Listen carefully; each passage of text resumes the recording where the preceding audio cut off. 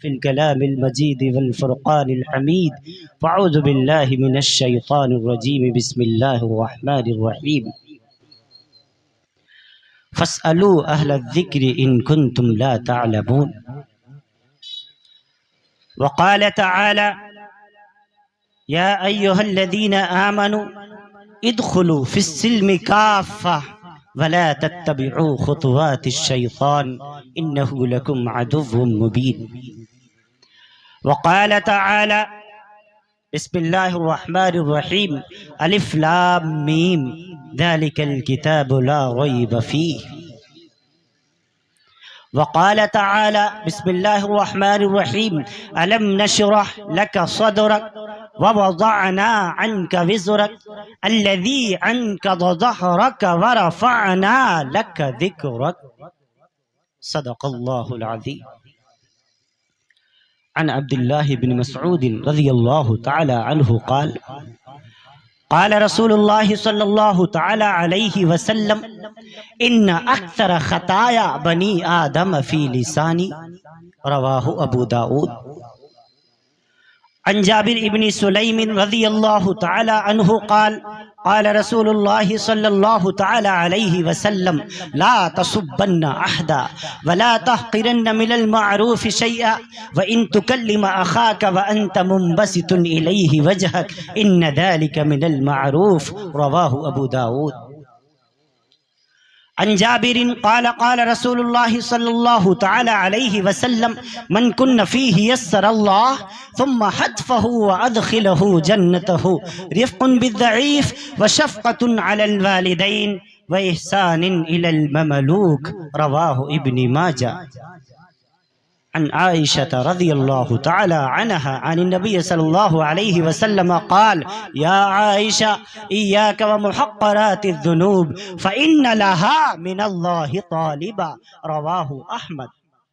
अन अबी दरदा रज़ियल्लाहु तआला अन्हु क़ाल क़ाल रसूलुल्लाह सल्लल्लाहु तआला अलैहि वसल्लम इन्नल आलिम ला यस्तग़फ़िर लहू मन फ़िस समावाति व मन फ़िल अर्द हत्तलहीतानि फिल मा इन्नल उलमा वरसतुल अंबिया इन्नल अंबिया लम युअर्रिसू दीनारन वला दिरहमा इन्नमा वरसुल इल्म फमन अख़ज़हु अख़ज़ बिहज़्ज़िन वाफ़िर रवाहु तिर्मिज़ी व इब्न माजाह व अबी दाऊद व रवाहु अहमद औ कमा क़ाल रसूलुल्लाह सल्लल्लाहु तआला अलैहि वसल्लम।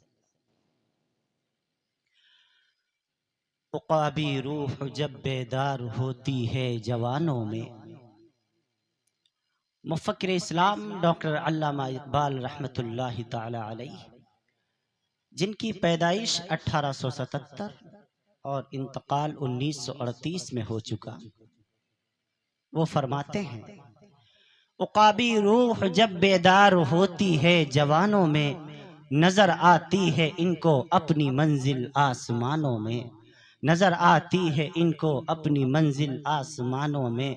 और नहीं तेरा नशेमन कसरे सुल्तानी के गुंबद पर नहीं तेरा नशेमन कसरे सुल्तानी के गुंबद पर तो शाही है बसेरा कर पहाड़ों की चट्टानों में तो शाही है बसेरा कर पहाड़ों की चट्टानों में।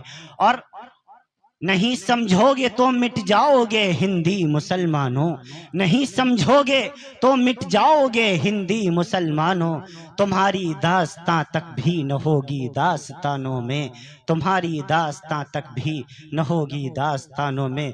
और इकबाल कहता है टल न सकते थे अगर जंग में अड़ जाते थे टल न सकते थे अगर जंग में अड़ जाते थे पांव शेरों के भी मैदान से उखड़ जाते थे।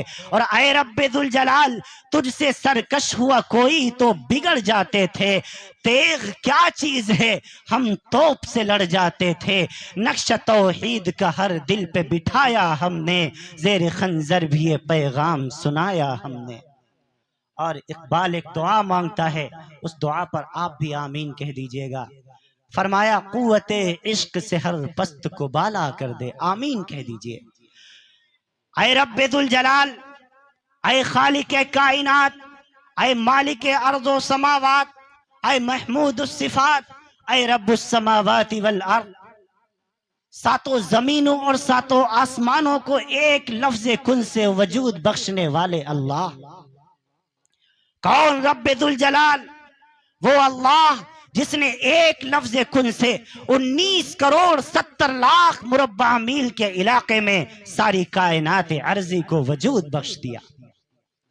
कौन? अल्लाह, वो अल्लाह जिसने एक लफ्ज कुन से 14 करोड़ 60 लाख मुरब्बा मील के इलाके में तकरीबन 11 किलोमीटर गहरा ठाठे मारता समंदर पैदा फरमा दिया। कौन? अल्लाह, वो अल्लाह जिसने एक लफ्ज कुन से 5 करोड़ 10 लाख मुरब्बा मील के इलाके में खुश्क जमीन को पैदा फरमा दिया। कौन? अल्लाह, वो अल्लाह जिसने एक लफ्ज कुन से हयातुल हैवान में लिखा है, अल्लामा दमीरी रहमतुल्लाहि अलैहि ने लिखा, वो अल्लाह जिसने एक लफ्ज कुन से इस कायनात अर्जी पर तकरीबन 3.25 लाख किस्म के दरख्त पैदा फरमा दिए। सुभान अल्लाह। कौन? अल्लाह, वो अल्लाह जिसने एक लफ्ज कुन से, जिसने एक लफ्ज कुन से सारी कायनात में इस वक्त तकरीबन 7.5 अरब इंसान पैदा फरमा दिए। वो अल्लाह, उस अल्लाह की बारगाह में इकबाल दुआ फरमा रहा है, आए रब्बे दुल जलाल कुव्वते इश्क से हर पस्त को बाला कर दे। आमीन। कुव्वते इश्क से हर पस्त को बाला कर दे, दहर में इसमें मोहम्मद से उजाला कर दे। और ऐ अल्लाह तड़पने फड़कने की तौफीक दे, दिले मुर्तजा सोजे सिद्दीक दे, जवानों को सोजे जिगर बख्श दे, मेरा दिल और मेरी नजर बख्श दे। क्यों कि मोहम्मद से वफा तूने तो हम तेरे हैं, ये जहां चीज है क्या लौहो कलम तेरे हैं। अल्लाह रब्बुल आलमीन के बेइंतहा फजल एहसान से आज सरजमीन भगवानपुर में दूसरी मर्तबा हाजिरी का शर्फ हासिल हुआ। इस जलसे के अव्वलीन दाई हम सब के मुशफ़िक़ व मुरब्बी, इलाके की आन बान शान, जिनको मुझे कुछ कहते हुए हिचकिचाहट नहीं हो रही है, मैं आप सबसे भी ये बात शेयर करना चाहता हूँ। जिस शख्सियत को मैंने इस वक्त अपना निस्बती वालिद बनाया हुआ है, वो और कोई नहीं, वो जाना पहचाना चेहरा, हम सब की इज्जत और आबरू हजरत मौलाना मुफ्ती अलहाज यहया साहब मद्दिल्लहुल आली, अल्लाह रब्बुल आलमीन हजरत मुफ्ती साहब को आफियत के साथ, हजरत मुफ्ती साहब का साया तादेर हम पर सब पर कायम और दायम फरमाए। इस जलसे के अव्वलीन दाईन में से हैं, हजरत का हुक्म ही काफ़ी था, उन्होंने हुक्म फरमाया। हालांकि बहुत ज़्यादा मैं थका हुआ हूँ, इतनी ज़्यादा थकावट महसूस हो रही है, लेकिन भगवानपुर चूँकि मेरे लिए नया नहीं है, सब मेरे अपने लोग हैं, सब मोहब्बत करने वाले, सारे अराकीन कमेटी से किसी न किसी का फ़ोन हर हफ्ते पहुंचता रहा। मैं सबका तहे दिल से शुक्रिया अदा करता हूं। और एक गुजारिश आपसे ज़रा सी करता हूं, चूँकि आप अपने हैं, मैं आपका हूं, और अपनों से ही गिला किया जाता है, अपनों से ही शिकवा किया जाता है, अपनों ही से कुछ बात इस उम्मीद पर कही जाती है कि वो बात रद्द नहीं फरमाएंगे और वो बात की लाज रख लेंगे। वो बात ये है कि जो हमारे भाई पीछे बैठे हुए हैं वो थोड़ा मेरे करीब आ जाएं। आ जाएं भाई, आ जाएं। आपका चेहरा जितने अच्छे तरीके से मुझे नजर आएगा उतना ज्यादा मजा आएगा। बहुत दूर से आया हूँ, आपका बेटा हूँ, आपका भाई हूँ, आपका मेहमान हूँ, आप मेरे मेजबान हैं, और भाई की और बेटे की और मेहमान की बात मानना ये ज़रूरी हो जाया करता है। माशाल्लाह, अल्लाह ताला आप सबको सलामत रखे, अल्लाह आपको खुश रखे। जो हमारे भाई इधर बैठे हुए हैं, इनसे गुजारिश करूँगा, आपको देखने के लिए बार बार मुझे इधर घूमना पड़ेगा, आप उठ के मेरे सामने आ जाएं। पीछे वाले भाई थोड़ा हरकत करें, ये बीच की जगह को पुर कर दें। आ जाएं भाई, आ जाएं, करीब आ जाएं मोहब्बत के साथ। ये आपके उठने वाले कदम इंशाअल्लाह जन्नत तक ही जाकर के रुकेंगे। आप सब उलमा से मोहब्बत करने वाले हैं, आप सब दीन से मोहब्बत करने वाले हैं, शरीयत से मोहब्बत करने वाले हैं, आप सब उलमाए हक्कानी उलमाए रब्बानीन से मोहब्बत करने वाले हैं, और ये मोहब्बत की बैन दलील है। देखो हमारे भाई पीछे से उठ रहे हैं, आ जाइए जाइए भाई, आ जाइए, आ जाइए, मेरे करीब आ जाइए। आप मेरी बात की लाज रख लीजिए और ये बीच के जगह को पुर कर लीजिए। थोड़ी सी हरकत कीजिए, हरकत में बरकत होती है। अल्लाह ताला आपको सलामत रखे, अल्लाह ताला आपके कदमों को सलामत रखे, अल्लाह रब्बुल आलमीन आपको खूब नवाजे, अल्लाह ताला आने वाली बलाओं से, मुसीबतों से आप सबको महफूज फरमा दे। मैं तमाम अराकीन कमेटी का तहे दिल से शुक्रिया अदा करता हूँ। हमारी माएँ, हमारी बहनें, हमारी बेटियाँ, हमारी बच्चियाँ, ये सारी की सारी पर्दे से सुन रही हैं। अल्लाह ताला उनका भी सुनना कबूल फरमाए। हमारा स्टेज उलमाए कराम से, हुफ़ाज़ कराम से भरा पड़ा है। अल्लाह ताला हमारे उलमा को भी सलामत रखे, हमारे बुजुर्गों का साया तादेर अल्लाह कायम दायम रखे। अब देखो मजमा बिल्कुल जम गया है। अब आप कितने अच्छे लग रहे हैं, अब आपकी नजरें मुझसे मिल रही हैं, मैं आपको अच्छी तरीके से देख पा रहा हूं, दिल से दुआएं निकलती हैं। अल्लाह आप सबको सलामत रखे। मैं अर्ज कर दूं आपसे, इस वक्त इस दौरे पुरफितन में ऐसे दीनी जलसे करना और इतने बड़े प्रोग्राम का इनेकाद करना, बाहर से उलमा को बुला लेना, ये अल्लाह की बहुत बड़ी नेमत है और हमें इस नेमत की कदर करनी चाहिए। और भगवानपुर वाले तो ये इस तमाम की तमाम अल्लाह की नेमतों की कदर करते हैं। हाँ हाँ, अल्लाह का फरमान ये है, लइन शकरतुम लअज़ीदन्नकुम वलइन कफरतुम इन्ना अज़ाबी लशदीद। जो मेरी नेमतों की कदर करता है मैं उसको नेमतें अता फरमाता हूँ और ज्यादा देता हूँ, और जो मेरी नेमतों का इनकार करता है या शुक्रिया अदा नहीं करता, मैं उससे उन नेमतों को छीन लिया करता हूँ। अगर आपको अल्लाह रब्बुल आलमीन ने दूसरे साल फिर जलसा करने की तौफीक अता फरमा दी, दूसरी मर्तबा फिर उलमा को बुलाने की तौफीक नसीब फरमा दी, दूसरी मर्तबा फिर इस खाकसार की यहाँ हाजिरी हो गई, ये इस बात की बयान दलील है कि आपका पिछला वाला जलसा बारगाह रब्बानी में कबूल हो चुका है। अल्लाह ताला आपके पिछले जलसे को कबूल फरमा चुका है, इसीलिए अल्लाह ताला ने फिर से दोबारा तौफीक अता फरमा दी। क्यों? क्योंकि आपने उलमा की कदर की, आपने उलमा की बातों की लाज रखी, इसीलिए अल्लाह आपको बार बार तौफीक अता फरमा रहा है। अभी 2-4 रोज कबल मध्य प्रदेश में था, मैं स्टेशन पे लखनऊ की ट्रेन का इंतजार कर रहा था। एक शख्स मेरे करीब आया और आकर के, वो बजरंग दल, आप समझते हैं, बजरंग दल से ताल्लुक रखता था। उसने अजीब किस्म की बातें करनी शुरू कर दी। ये लोग हमें बहुत छेड़ते हैं, जहां मिल जाते हैं हम लोग। उसने अजीब अजीब बातें की कि किसी तरीके से भड़क जाएं और इनको मैं पुलिस के हवाले करूं, लेकिन मैं इतना बेवकूफ तो हूं नहीं। कहने लगे अब बहुत जल्दी हिंदुस्तान से इस्लाम खत्म होने वाला है। वो क्या फरमाने लगे, अब बहुत जल्दी हिंदुस्तान से कुरान मिटने वाला है, बहुत जल्दी मुसलमान खत्म होने वाला है। मैंने उनसे 2 बातें अर्ज की। मैंने कहा मियाँ, तुमसे पहले भी ये ख्वाब बहुत लोगों ने देखा हुआ है, लेकिन ये ऐसा ख्वाब है जिसकी कोई ताबीर नहीं है, जो कभी पूरा होने वाला नहीं है। हाँ हाँ, तुम लाख मुझे टच करो, तुम लाख मुझे बरगलाने की कोशिश करो, लेकिन मियाँ तुम्हारी इन बातों से ना इस्लाम कमजोर होने वाला है, ना मुसलमान कमजोर होने वाला है, ना ये सलमान कमजोर होने वाला है। मैंने उनसे कहा तुम ये ख्वाब देखना बंद कर दो या खूब शेख चिल्ली की तरह देखते रहो, तुम्हारे इन बातों से इस्लाम पर कोई फर्क पड़ने वाला नहीं है। हाँ हाँ, आज आकर के भगवानपुर में देख लो कितनी टोपियां नजर आ रही हैं, कितनी दाढ़ियां नजर आ रही हैं, कितने हमारे अहले इस्लाम के भाई नजर आ रहे हैं। यह इस बात की बयान दलील है, इस्लाम कल भी जिंदाबाद था, आज भी जिंदाबाद है और इस्लाम कयामत तक इंशाअल्लाह जिंदाबाद रहेगा। नारे तकबीर, नारे तकबीर। उलमाए देवबंद, उलमाए हक, जनाब मुफ्ती सलमान साहब, नारे तकबीर। इस्लाम मिटने वाला नहीं है, हम उस दौर में नहीं मिटे जब हम मुट्ठी भर थे, आज तो मुट्ठा भर हैं। हम तो उस दौर में नहीं मिटे जब हम मुट्ठी भर थे और आज तो मुट्ठा भर हैं। अब हमें आप क्या मिटाएंगे?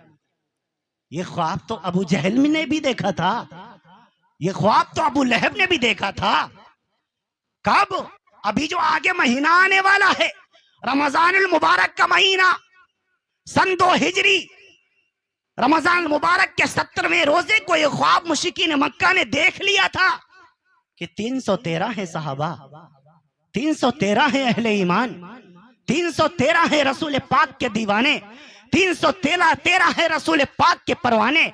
मैं इनको मिटा दूंगा, मैं इनको खत्म कर दूंगा। लेकिन हाँ, उधर से 1000 का लश्कर आ रहा है, इधर से 313 सहाबाई कराम हैं। मैदान बदर सजा दिया गया। रमजान मुबारक के 17वें रोजे को इस्लाम की सबसे पहली जंग लड़ी गई। हाँ, उस दिन उस वक्त मुसलमानों के पास राशन नहीं था, मुसलमानों के पास तीर नहीं था, मुसलमानों के पास तलवार नहीं थे, मुसलमानों के पास नेज़े नहीं थे, मुसलमानों के पास बर्छे नहीं थे। तारीख इस्लाम की सबसे पहली जंग है। इधर से 313 हैं, उधर से 1000 का लश्कर जर्रार है। उनके पास तीर भी हैं, तलवार भी हैं, घोड़े भी हैं, नेज़े भी हैं। मुसलमानों के पास कुछ नहीं है। जब गिना गया थे इनके पास 2 घोड़े, 6 ज़िरे, 8 शमशीरें।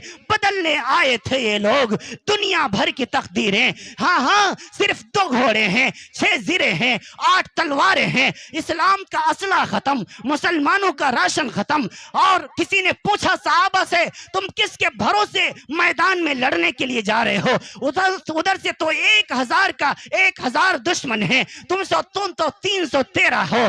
उधर से तो तीर भी हैं, तलवार भी हैं, घोड़े भी हैं, नेज़े भी हैं। तुम्हारे पास तो ये सब कुछ नहीं है। तुम किसके सहारे मैदान में उतर रहे हो? एक साहबी कहने लगा, ना हमको तीर पर तलवार, खंजर पर न भाले पर, ना हमको तीर पर तलवार, खंजर पर न भाले पर, भरोसा है मुझे बस एक काली कमली वाले पर। हाँ, तीर तलवार से कुछ नहीं होता। मुझको नबी पाक अहमद मुस्तफा मोहम्मद मुस्तफा सल्लल्लाहु अलैहि वसल्लम की जात मुकद्दसा पर भरोसा है। वो अल्लाह की जात पर भरोसा करके मैदान बदर में निकल गए। ये मैं तुम्हें क्यों सुना रहा हूं? अचानक ये बात जहन में रब ने डाल दी। इस वजह से आज मुसलमान परेशान है ना। रमजान गर्मी में आ रहा है, रोजे कैसे रखेंगे? 16-17 घंटे प्यासे कैसे रहेंगे? मैं तुम्हें बताऊं, सहाबाई कराम ने जो सबसे पहली जंग लड़ी है वो रमजान मुबारक के 17वें रोजे को लड़ी है। हाँ, सारे मदीने में ऐलान किया गया, इन्फिरू फी सबीलिल्लाह, लोगों अल्लाह की राह में निकलो, मैदान जिहाद में निकलो। फिर से कुफ्र ने इस्लाम को ललकार लिया है, चलो मैदान में निकलो। मर्द निकल रहे हैं, औरतें निकल रही हैं, बच्चे निकल रहे हैं। सब जब काउंटिंग की गई सिर्फ 313। कितने साहबा थे? 313 आ गए मैदान बद्र में। और भूखे थे सहाबा, प्यासे थे सहाबा। हजरत अली रज़ी अल्लाह ताला अन्हु फरमाते हैं, सहाबाई कराम भूख की वजह से, प्यास की वजह से बेहोश हो करके जमीन पर गिर रहे थे। मुशरिकीन का अकीदा ये था, कुफ्फार का अकीदा ये था,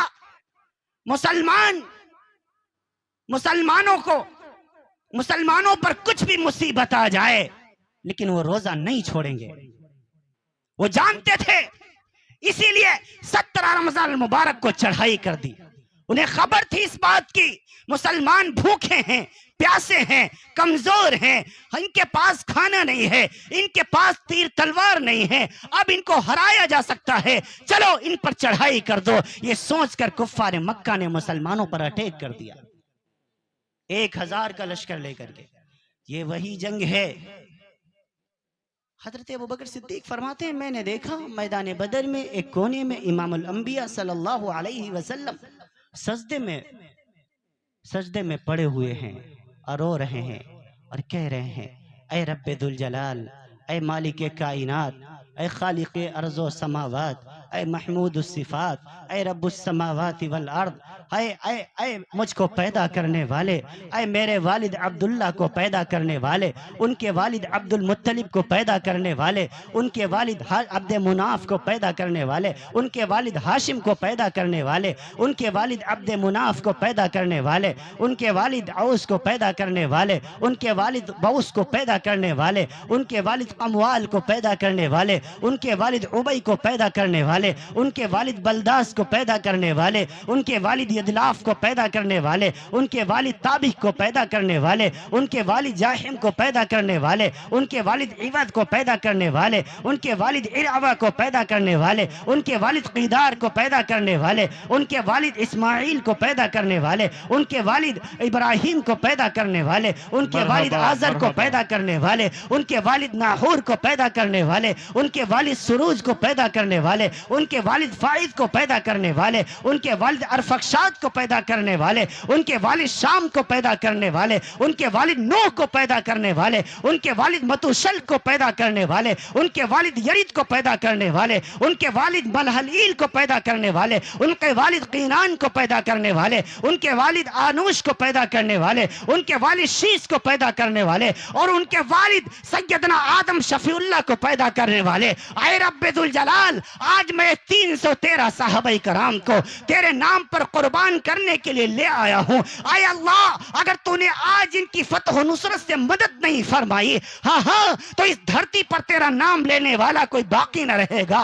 नबी पाक सल्लल्लाहु अलैहि वसल्लम ने ये दुआ फरमाई, नबी के मुबारक हलक से दुआ निकली, फलक पर पहुंची कि रब्बुल जलाल ने ऐलान कर दिया, आए जिब्रील, क्या खड़े हो देखते हुए, जाओ बिसलासति आलाफिम मिनल मलाइकति मुनज़लीन, जाओ 3000 नूरानी फरिश्तों को ले जाओ और मेरे महबूब की मदद कर दो जाकर के।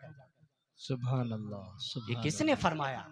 हाँ, फिर दुनिया ने देखा कि 313 सहाबा कराम ने 1000 को नाको चने चबवा दिया कि नहीं चबवा दिया। तो हम तो उस दौर में नहीं मिटे, अब हम क्या मिटेंगे? अब तुम हमें मिटाने का ख्वाब देखना बंद कर दो। अजीजों, मैं अर्ज कर रहा था आपसे, मुसलमान मिटने वाली कौम नहीं है, कुरान मिटने वाली चीज नहीं है, इस्लाम मिटने वाला मजहब नहीं है। हाँ, ये कयामत तक बाकी रहेगा इंशाअल्लाहुल अजीज, इंशाअल्लाह कयामत तक इंशाअल्लाह बाकी रहेगा। मैं अर्ज कर रहा हूँ आपसे, सहाबा कराम को नबी पाक सल्लल्लाहु अलैहि वसल्लम की जात पर भरोसा था, अल्लाह की जात पर भरोसा था, नहीं था। आज हर जगह हमें परेशान किया जा रहा है, हर जगह हमें डराने की कोशिश की जा रही है। एयरपोर्ट पर जाता हूं, हाँ, मेरी पगड़ी उतरवाई जाती है। मुल्क हिंदुस्तान की फिजा को जहर से घोल दिया गया, मुल्क हिंदुस्तान की पूरे तौर पर तमाम की तमाम आपस की मोहब्बतों के अंदर जहर को घोल दिया गया। हर तरफ नफरत का माहौल, कौन है इसका जिम्मेदार? आखिर मुसलमानों, हमको भी कुछ सोचने की जरूरत है।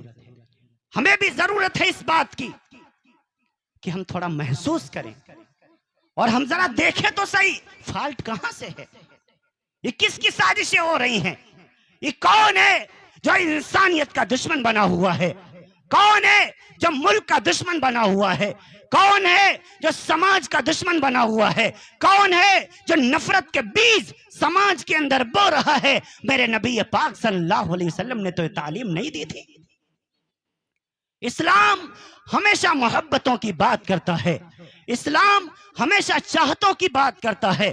इस्लाम का पैगाम पैगाम इंसानियत है, इस्लाम का पैगाम पैगाम मोहब्बत है, इस्लाम का पैगाम पैगाम आदमियत है, इस्लाम का पैगाम पैगाम उखुवत है। इस्लाम चाहतों की बात करता है, इस्लाम नफरत की बात नहीं करता।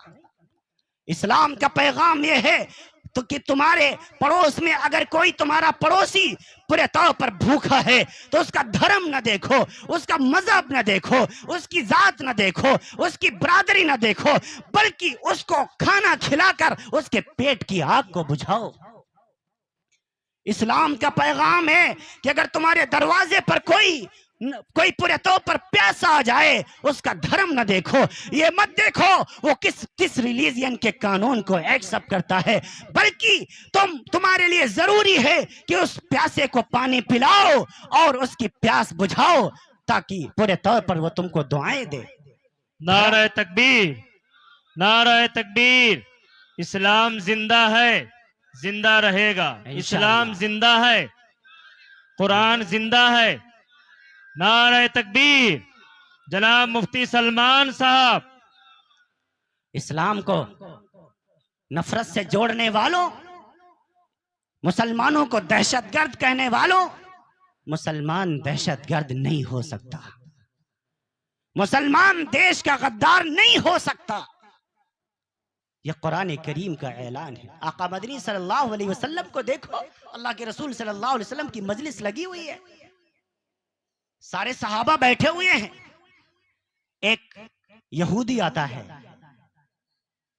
मुसाफिर यहूदी, यहूदी आया और आकर के कहने लगा, आए मोहम्मद, मैं यहूदी हूँ, मैं मुसलमान नहीं हूँ, लेकिन इस वक्त मैं मुसाफिर हूँ, मेरी सवारी कमजोर है, मुझको सवारी की जरूरत है, तुम मुझको एक सवारी अता करो। सहाबा कराम के मजमे में मेरे नबी ने ऐलान किया, है कोई तुम में से मेरा चाहने वाला, है कौन ऐसा शख्स है जो आज अपने इस यहूदी भाई को एक सवारी दे, मैं उसके लिए जन्नत का वादा करता हूँ। एक साहबी खड़े हुए, या रसूलुल्लाह सल्लल्लाहु अलैहि वसल्लम, मेरे पास ये अरबी घोड़ा है, हमने इसको बड़े नाजों से पाला हुआ है, या रसूलुल्लाह, लेकिन मैं आपके नाम पर इस भाई को देने को तैयार हूं। मेरे नबी पाक सल्लल्लाहु अलैहि वसल्लम ने उस यहूदी भाई को अता फरमा दिया। उस यहूदी ने दूसरा सवाल किया, कहने लगे, आए मोहम्मद, मैं पूरे तौर पर मुसलमान नहीं हूं, मैं यहूदी हूं, मूसा अलैहिस्सलाम को अल्लाह का नबी मानता हूं, मैं तुम पर ईमान नहीं रखता, लेकिन मैं मुसाफिर हूं, मेरे पास कपड़े नहीं हैं, मुझको एक जोड़ा कपड़े की जरूरत है। मेरे नबी ने फिर से सहाबा कराम के मजमे में ऐलान किया, आए मेरे सहाबा, तुम में से कौन है जो आज इस यहूदी भाई को एक जोड़ा कपड़ा अता फरमाए, मैं उसको जन्नत का जोड़ा, पूरे जन्नती जोड़े का वादा करता हूं। एक साहबी खड़े हुए, या रसूलल्लाह, मेरे पास ये एक्स्ट्रा जोड़ा मौजूद है, मैं आपके नाम पर आपके इस भाई को अता करने को तैयार हूं। उस यहूदी ने तीसरा सवाल किया, कहने लगे, आए मोहम्मद, मैं यहूदी हूं, मुसलमान नहीं हूं, लेकिन मैं मुसाफिर हूं, मैं भूखा हूं, मुझको खाने की जरूरत है, मुझको खाना खिलाओ। अल्लाह के रसूल सल्लल्लाहु अलैहि वसल्लम ने सहाबा के मजमे में ऐलान किया, है कोई ऐसा भाई जिसके घर में खाना मौजूद हो और वो मुझे और इस भाई को खाना खिलाए? हाँ, तो 300 से ज्यादा सहाबा का मजमा था, लेकिन इब्ने असाकिर ने लिखा है, इस सवाल के जवाब में कोई सहाबी खड़ा नहीं हुआ। दूसरी मर्तबा मेरे नबी ने यही सवाल किया, फिर भी कोई सहाबी खड़ा ना हुआ। जब तीसरी मर्तबा यही सवाल किया है कोई ऐसा जो इस भाई को खाना खिलाए, मैं जन्नतुल फिरदौस के खाने का वादा करता हूं। इस बार सैयदना हजरत सलमान अल फारसी खड़े हुए, कहा, या रसूलुल्लाह, मेरे पास खाना तो मौजूद नहीं है, लेकिन मैं एक ऐसा घर जानता हूं, ऐसा दर जानता हूं जहां से कोई खाली हाथ नहीं लौटा है, या रसूलुल्लाह, मुझे इजाजत दीजिए। हाँ, अल्लाह के रसूल ने इजाजत दे दी। हजरत सलमान अल फारसी उस यहूदी भाई को लेकर के कहीं नहीं गए, सीधे गए हैं पैगंबर इस्लाम की बेटी खातून जन्नत हसनैन की अम्मा सैयदा फातिमा ज़हरा रज़ी अल्लाह ताला अन्हा के मकान पर गए हैं। कुंडी खटखटाई, कौन है? फरमाया, अल्लाह का बंदा है। क्यों आए हो? कहा, अल्लाह के रसूल के मेहमान को लेकर के आया हूं, मेहमान साथ में है, इसको खाने की जरूरत है, भूख लगी है, खाना खिलाओ। अंदर से आवाज आई, चचा, 3 दिन हो गए घर के चूल्हे ने आग नहीं देखी है, तो हमारे बेटे हसन और हुसैन का भूख की वजह से इनकी शक्लें बिगड़ी हुई हैं, हमारे घर में खाने को एक दाना मौजूद नहीं है। सलमान फारसी रज़ी अल्लाह अन्हु चलने लग गए। इतने में सैयदा फातिमा ज़हरा ने सोचा, अल्लाह के रसूल का मेहमान हो और अल्लाह के रसूल की बेटी के घर पे आया हो, वापस चला जाए, ये नबी की बेटी गवारा नहीं कर सकती। हज़रत फातिमा ज़हरा ने आवाज दी, चचा जरा ठहर जाना, करीब आना। सैयदा की आवाज सुनकर सलमान अल फारसी वापस आए हैं। हजरत फातिमा ज़हरा ने एक दूसरे सहाबी को बुलाया और अपने सर से दुपट्टा उतार करके उस भाई को दिया, कहा, जाओ इस मेरे दुपट्टे को मदीने के बाजार में बेच दो जाकर के, और जो इससे पैसे मिले उससे नबी पाक सल्लल्लाहु अलैहि वसल्लम के मेहमान को खाना खिलाएंगे। हाय हाय हाय। अब क्या हुआ? रसूल पाक सल्लल्लाहु अलैहि वसल्लम की बेटी का वो दुपट्टा जब मदीने के बाजार में जाता है, इत्तफाक से एक यहूदी की ही दुकान पर पहुंच जाता है। वो यहूदी आलिम था, तौरेत का जानने वाला, मूसा कलीमुल्लाह पर ईमान रखने वाला। जब उसने देखा, कहा ये किसका दुपट्टा है? इससे तो नबूवत की खुशबू आ रही है। सुभान अल्लाह, इससे तो नबूवत की खुशबू आ रही है। कहा ये नबी पाक सल्लल्लाहु अलैहि वसल्लम की सबसे छोटी बेटी सैयदा फातिमा ज़हरा रज़ी अल्लाह ताला अन्हा का दुपट्टा है। वो यहूदी बार बार उस दुपट्टे को देख रहा है और रो रहा है। बेचने वाले ने कहा, भाई तो रो क्यों रहा है? कहने लगा, मैंने तौरात में पढ़ा हुआ था कि एक नबी होगा, आखिर में आएगा। वो नबी इतना सखी होगा, वो नबी इतना दानी होगा। एक दिन उसके दरवाजे पर एक यहूदी आएगा, हाँ, और उससे खाने का सवाल करेगा। उसके घर में खाना नहीं होगा तो नबी के सहाबी उसको नबी की बेटी के घर ले जाएंगे, और उसके घर में भी खाना नहीं होगा तो नबी की बेटी अपने सर का दुपट्टा बेच करके उस यहूदी को खाना खिलाएगा। ये तौरेत में लिखा हुआ है। हाय हाय, मैं ही वो बदनसीब मिला जिसके हिस्से में ये दुपट्टा आया है। रोता जा रहा है और देखता जा रहा है। उसने कुछ पैसे दिए, दुपट्टा भी वापस दिया। कहा, भाई ये दुपट्टा भी वापस कर दो, ये हज़रत फातिमा को दे देना, और ये मेरी तरफ से पैसे हदिया हैं, इससे उस यहूदी भाई को खाना खिलाना। लेकिन पहले मुझे कलमा पढ़ाओ, अशहदु अल्ला इलाहा इल्लल्लाह व अशहदु अन्ना मुहम्मदन अब्दुहु व रसूलुहु। इस्लाम ऐसे फैला है। अब जब उस यहूदी ने खाना खा लिया, नया घोड़ा उसे मिल गया, नए कपड़े उसे मिल गए, और खाना भी खा लिया पेट भर के। अब ये मदीने से बाहर निकल गया, मदीने के बाहर गया, गुस्ल किया, नए कपड़े पहने, नई सवारी पे सवार हुआ, वापस फिर नबी की मजलिस में आया और बुलंद आवाज से कहने लगा, अशहदु अल्ला इलाहा इल्लल्लाह व अशहदु अन्ना मुहम्मदन अब्दुहु व रसूलुहु। माशाअल्लाह, सुभान अल्लाह। एक साहबी खड़े हुए कि भाई तुझे अगर कलमा पढ़ना ही था, मुसलमान होना ही था, तो तू यही कलमा पढ़ लेता, मदीने से बाहर जाने की जरूरत क्या थी? तो ये यहूदी वो भाई कहने लगा, इस वजह से मैं मदीने से बाहर गया ताकि दुनिया जान ले मैंने किसी दबाव में, किसी लालच में कलमा नहीं पढ़ा है। मैंने मोहम्मदुर रसूलुल्लाह के अच्छे इखलाक देख करके कलमा पढ़ा हुआ है। ऐसे इस्लाम फैला है। इस्लाम तलवार से नहीं फैला, ये सहाबा थे, ये अपना सब कुछ नबी के नाम पर कुर्बान कर दिया करते थे। ये मेहमानों को खाना खिलाया करते थे। हमें कितनी तौफीक होती है। मेरे नबी ने फरमाया, रिफ्कुन बिद्दईफ, जरूरतमंदों की मदद किया करो। जिसकी जरूरत, जिस चीज की जरूरत हो उसको अता कर दिया करो, अल्लाह तुम्हें उससे बेहतर चीज नवाजेगा इंशाअल्लाह। किताबों में एक वाकया लिखा हुआ है, एक अल्लाह के वली थे, एक मर्तबा उस सफर पे थे, एक गांव में तशरीफ ले गए। उस गांव में मस्जिद तो थी लेकिन कोई नमाज नहीं पढ़ता था। अल्लाह वाला रोजे से था। दिन में जोहर का वक्त हो गया, जोहर की आजान कहीं कोई नमाज पढ़ने नहीं आया, असर की आजान कहीं कोई नमाज नहीं पढ़ने आया, अकेले नमाज पढ़ ली हजरत ने। अब जब मगरिब का वक्त आया, चूंकि दिन का रोजा था, तो दिल में आया, काश मगरिब के वक्त कोई आ जाता, हमें एक रोटी दे देता, हमें शरबत का एक घूंट दे देता, ताकि हमारा रोजा इफ्तार हो जाता। लेकिन मगरिब के वक्त भी कोई नहीं आया। अल्लाह वाले ने पानी से रोजा इफ्तार कर लिया। उसके बाद ईशा का इंतजार करने लगा। जब ईशा की आजान कही, जब ईशा की आजान दी, तो एक शख्स मस्जिद के करीब आया और दरवाजे पे झांक करके वापस चला गया। जब वापस थोड़ी देर के बाद आया है तो इसके पास 3 रोटियां हैं। कितनी रोटियां हैं? कितनी रोटियां हैं बोलो? 3 रोटियां हैं।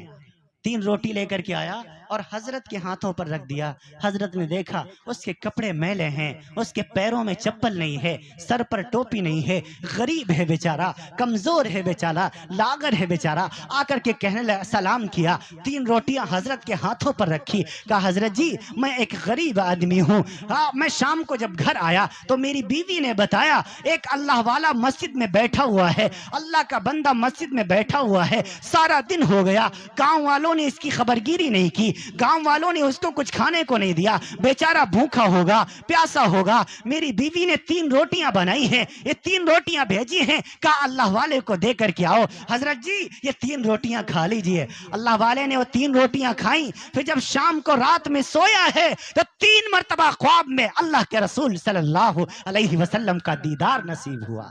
सुभान अल्लाह। पहले सोचा था कि सुबह यहां से निकल जाऊंगा, लेकिन जब महबूब का दीदार हो गया तो मस्जिद अच्छी लगने लगी, मस्जिद जन्नत लगने लगी। दिल में इरादा कर लिया कल फिर ठहरूंगा। अब जब दूसरा दिन आया, जोहर के वक्त फिर कोई नहीं आया, फिर असर में कोई नहीं आया, मगरिब में भी कोई नहीं आया, इशा की जब आजान कही तो फिर यही शख्स आया है और आज अपने साथ 2 रोटियां लेकर के आया है। पहले दिन कितनी लाया था, आज कितनी लाया है? 2 रोटियां लाया। हजरत जी ये 2 रोटियां मेरे घर में मैं अपने घर से लाया हूँ, आप इन्हें तनाउल फरमा लीजिए, आप इन्हें खानोश फरमा लीजिए, खा लीजिए।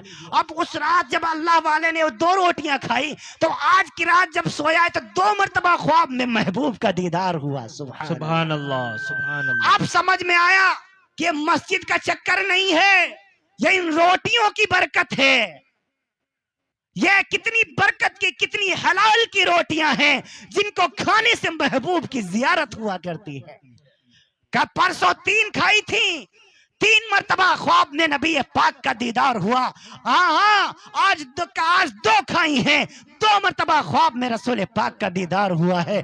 दिल में इरादा किया कल फिर यहीं ठहरूंगा। अजीजों इसीलिए मैं कहा करता हूँ तुमको भी रसूल पाक का ख्वाब में दीदार हो सकता है। चाहते हो रसूल पाक का ख्वाब में दीदार हो? हर कोई चाहता है, हर कोई चाहता है, हर कोई चाहता है कि वो अल्लाह का वली बन जाए। कौन नहीं चाहता? वली सिर्फ मस्जिद में बैठ कर तस्बीह के माले को फेरने को वली नहीं कहते। हाँ, वली बनने का एक आसान नुस्खा आपको बता करके जा रहा हूं। अपनी जुबान को तमाम के तमाम गुनाहों से पाक कर लो, तुम अल्लाह के वली बन जाओगे। सुभान। इस जुबान से गीबत ना करो, इस जुबान से झूठ ना बोलो, इस जुबान से किसी को गाली ना दो, इस जुबान से किसी को बुरा भला ना कहो, इस जुबान से अल्लाह का जिक्र करो, अल्लाह तुम्हें अपना वली बना लेगा इंशाअल्लाह। दूसरा काम क्या करो, इस पेट के अंदर हराम लुकमा ना जाने दो, इस पेट के अंदर सूद का पैसा ना जाने दो, ब्याज का पैसा ना जाने दो, रिश्वत का पैसा ना जाने दो। अजीजों सूद का 1 लुकमा खाना, सूद का 1 लुकमा खाना अपनी माँ के साथ 70 मरतबा जिना करने से बदतर गुनाह है। अल्लाह अकबर कहिए, अल्लाह अकबर कहिए। हाँ 1 लुकमा खाना, और आज सूद से मुसलमान परहेज नहीं कर रहा है। मुसलमान को परहेज नहीं है ब्याज से, रिश्वत से। बस पैसे आए हराम हो या हलाल हो। खूब याद रखना, अगर आपकी औलाद के पेट में हराम लुकमा पहुंच गया, आपकी औलाद कभी भी आपकी फरमाबरदार नहीं बन सकती, हमेशा आपकी नाफरमान रहेगी।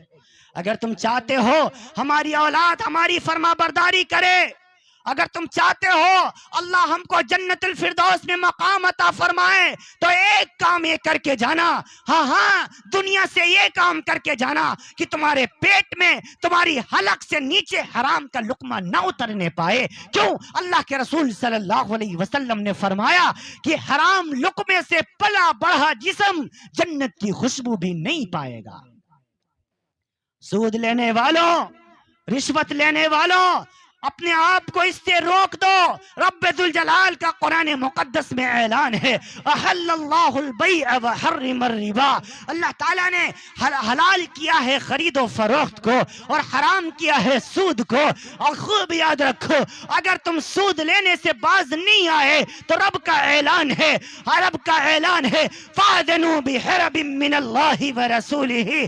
जो सूद से लेने से बाज ना आए वो अल्लाह और उसके रसूल के साथ जंग करने को तैयार हो जाए।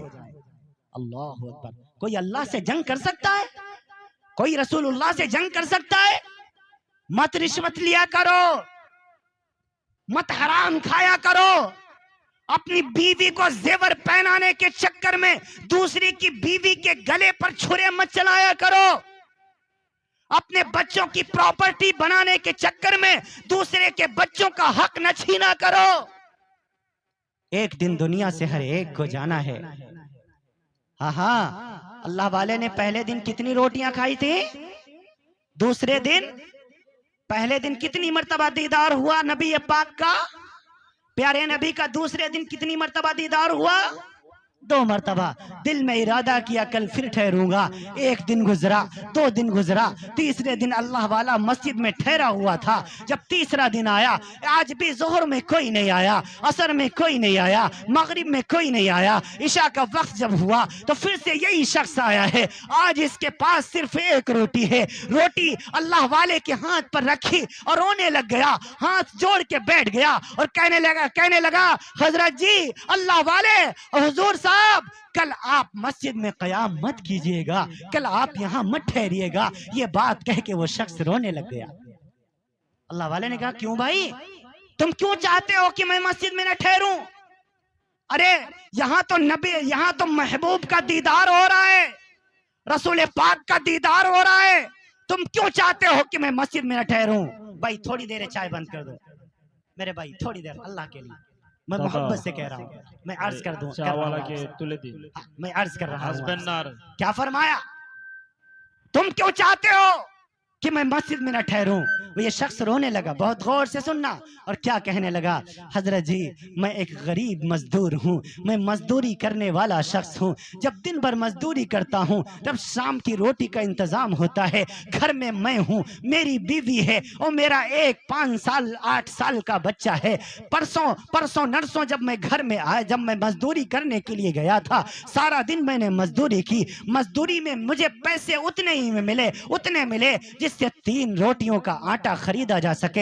हजरत जी, मैं परसों 3 रोटियों का आटा खरीद के घर में लाया था। मेरी बीवी ने 3 रोटियां बनाई, एक मेरे हिस्से की थी, एक मेरी बीवी के हिस्से की थी, एक मेरे बेटे के हिस्से की थी। जब मैं घर पे आया तब मेरी बीवी ने बताया अल्लाह वाला मस्जिद में बैठा हुआ है, किसी ने उसको खाने को नहीं पूछा, किसी ने उसको नाश्ते को नहीं पूछा, किसी ने उसको टिफिन करने को नहीं पूछा, किसी ने उसको खाने के लिए दस्तरखान पर नहीं बुलाया। हजरत जी, मेरे बेटे ने कहा अब्बू जान, मेरा हिस्सा भी अल्लाह वाले को दे दीजिए। मेरी बीवी ने कहा मेरा भी हिस्सा अल्लाह वाले को दे दीजिए। मैंने कहा मैं भी अपना हिस्सा अल्लाह वाले को देता हूँ। 3 रोटियां लेकर के आया था। दूसरा दिन हुआ, सुबह को मैं गया जब मजदूरी करने के लिए, दूसरे दिन भी मुझे मजदूरी में उतने ही पैसे मिले जिससे 3 ही रोटियां का आटा खरीदा जा सके। फिर से 3 रोटियां बनाई गई। 24 घंटे की भूख ने मेरे बेटे की हालत खराब कर दी थी।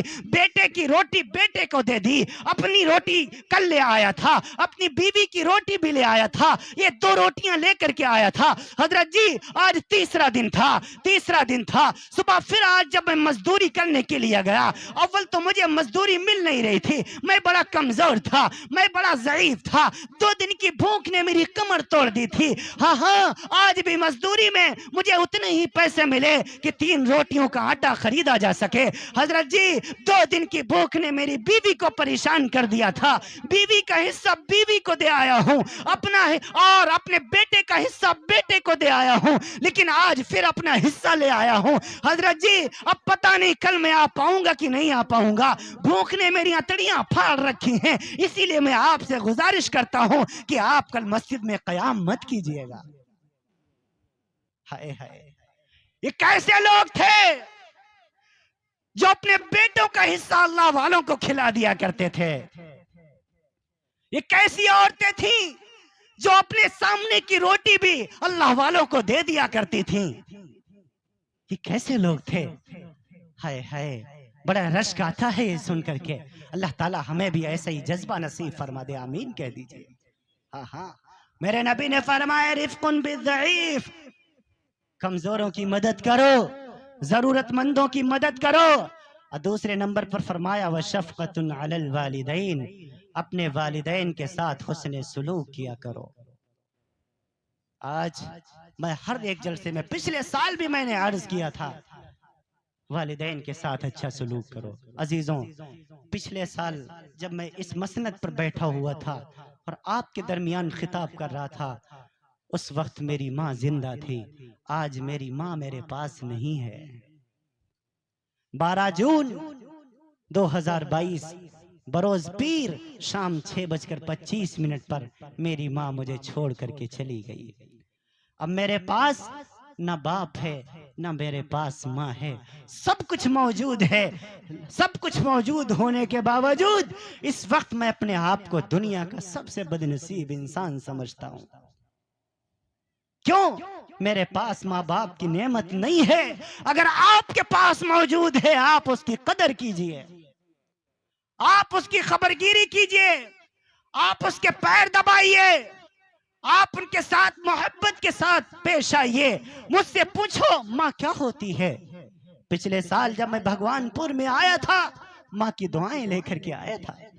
पिछले साल जब मैं भगवानपुर के लिए घर से निकला था, उस वक्त मेरी माँ ने मेरे सर पर शफकत से हाथ रखा था, मुझको सीने से लगाया था, मेरे लिए अल्लाह के सामने दामन फैलाया था, अल्लाह मेरे बच्चे को सलामत रखना। हाँ हाँ, जब मेरी माँ जिंदा थी, जब मैं घर से निकलता था, जब घर से निकलता था, मेरी माँ मुझको दुआएं दिया करती थी, दुआएं दिया करती थी, अल्लाह मेरे बेटे को सलामत रखना। जब वापस जाता था, फोन कर दिया करता था, अम्मी जान आज मैं घर आ रहा हूं। रात के 2 बज जाते थे, 3 बज जाते थे, घर के सारे लोग सो जाया करते थे। हाँ, बीवी साहिबा सो जाती थी, बच्चे सो जाते थे, भाभी साहिबा सो जाती थी, लेकिन बूढ़ी माँ की बूढ़ी आंखें जाग करके अपने बेटे का इंतजार किया करती थी। जब भी मैं कुंडी खटखटाता था, मेरी माँ सबसे पहले दरवाजा खोला करती थी। मेरी माँ बूढ़ी थी, कमजोर थी, तकरीबन 80 साल की उम्र थी, लेकिन जब मैं घर जाता था, मेरी माँ के बूढ़े पांव, बूढ़े कदम किचन की तरफ चल पड़ा करते थे। वो मेरे लिए चाय बना के लाया करती थी, वो मुझको अपने हाथों से पिलाया करती थी। अपनी माँ के हाथों से चाय का घूंट जब मैं हलक से नीचे उतारा करता था, हजारों किलोमीटर का सफर का की थकान मैं भूल जाया करता था। अजीजों, अब घर जाता हूँ, घर वही है, दर वही है, दरवाजा वही है, तख्त वही है, तख्त पर बिछने वाली कालीन वही है, लेकिन बैठने वाली माँ मेरे पास नहीं है। अब दुआएं देने वाली माँ मेरे पास नहीं है। अजीजों, 12 जून को जब मेरी माँ का इंतकाल हो गया, मैं बाहर था, घर में तकरीबन 11:30 बजे रात में पहुंचा। सारे घर वाले मौजूद थे, बहनें भी मौजूद थी। हाँ हाँ, जब मैं घर में गया, सबसे पहले मैं माँ को सलाम किया करता था। आज भी मैंने सलाम तो किया है, लेकिन माँ ने जवाब नहीं दिया है। ऐसा लगता है माँ रूठी हुई है, ऐसा लगता है माँ मुझसे नाराज हो गई है।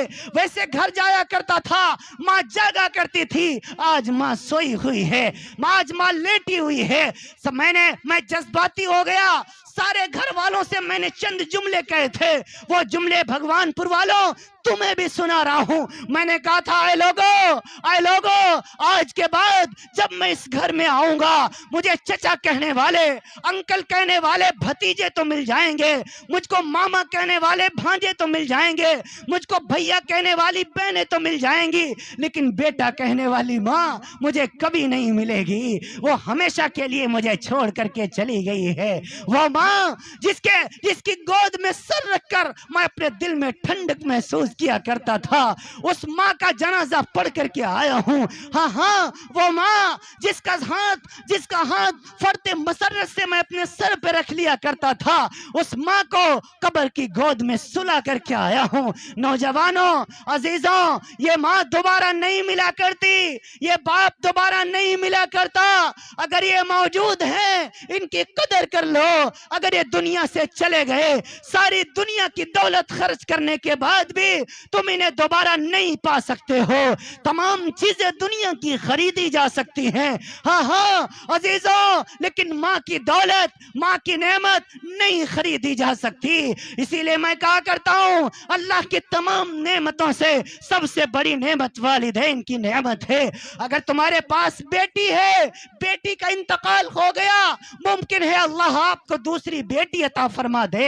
आपके भाई का इंतकाल हो गया, मुमकिन है अल्लाह आपको दूसरा भाई अता फरमा दे। अगर आपके बेटे का इंतकाल हो गया, अल्लाह ना करे अगर हो गया, अल्लाह आपको दूसरा बेटा अता कर सकता है। लेकिन जिस दिन माँ चली गई दोबारा फिर ये नहीं मिल पाएगी, जिस दिन बाप चला गया दोबारा नहीं मिल पाएगा। इसीलिए अपने वालिदैन की खिदमत किया करो। मेरे नबी ने फरमाया व शफ़क़तुन अलल वालिदैन, अपने माँ बाप की सेवा करो, अपने माँ बाप के साथ हुस्न सलूक करो, अपने माँ बाप के साथ अच्छा बर्ताव करो।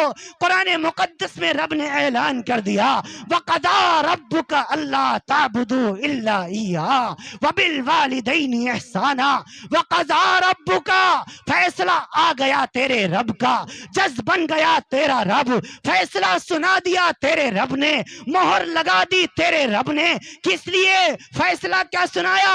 अल्लाह ताबुदू इल्ला इय्या, तुझे इबादत तो अल्लाह की करनी है। वबिल वालिदैनि इहसाना, और अपने माँ बाप के साथ अच्छा सलूक करना है। वइम्मा यबलुगन्नका इंदकल किबर, अगर ये दोनों या दोनों में से एक जब बुढ़ापे की हालत को पहुंचे तो फकुल लहुमा कौलन करीमा, इनके साथ नरमी से बात करना, इनसे झिड़क कर बात न करना, इनसे तेज आवाज में बात न करना। उफ़्फ़िउ वला तन्हरहुमा, इनके सामने उफ तक न करना। क्यों? वहनन अला वहन्यू, बोझ पर बोझ उठाती थी तेरी माँ।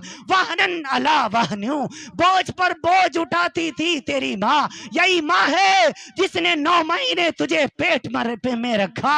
यही माँ है जिसने 2 साल तक अपना खून दूध की शक्ल में तुझे पिलाया। यही माँ है जो बचपन में तुझे चलना सिखाती है। यही माँ है जो तेरी गंदगी को साफ करती है। यही माँ है जिसने तुझे बोलना सिखाया है। यही माँ है जो तेरे बचपन का सहारा बनी है।